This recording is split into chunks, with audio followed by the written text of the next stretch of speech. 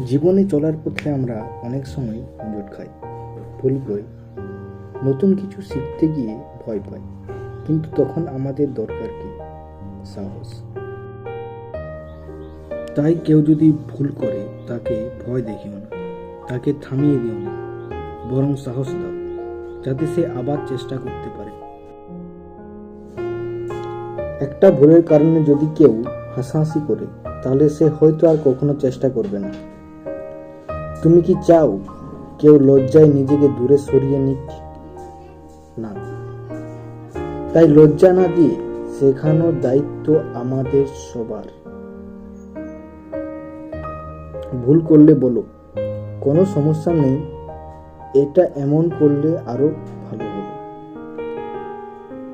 এই চেষ্টা সমানুভূতি একটা মানুষকে বদলে দিতে পারে। একজন কম জানে বলে কি সে বোকা? না। সে যদি জানতেই না পারে, তাহলে কি তার দোষ? তুমি যদি জানো, তাহলে তোমার দায়িত্ব তাকে বোঝানো। তুমি যদি তাকে বোকা বলো, সে হয়তো আর কখনো জানতে চাইবে না।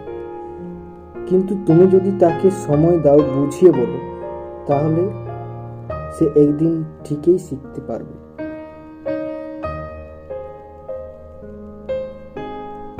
তাই বলছি, সাহস দাও, লজ্জা দিও না, শিখিয়ে দিও।